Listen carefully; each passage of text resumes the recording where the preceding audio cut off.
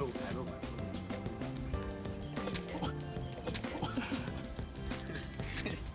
แย่เกี่ยวครับ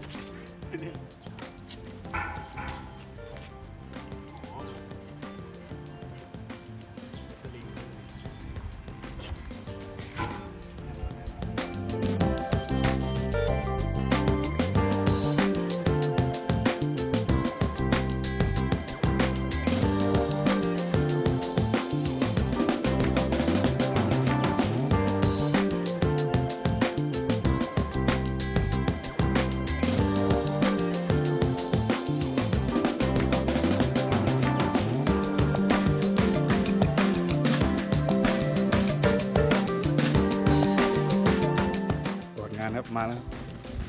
เอาไปใช้ที่โรงเรียนครับเอาไว้ผู้ปกครองไปดูอันแน่เอาไหมไอ้เหี้ยพี่นี่อันแน่ครั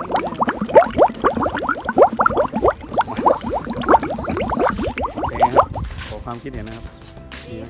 ดีค่ะเดินไปไหน เดี๋ยวก็ภาพ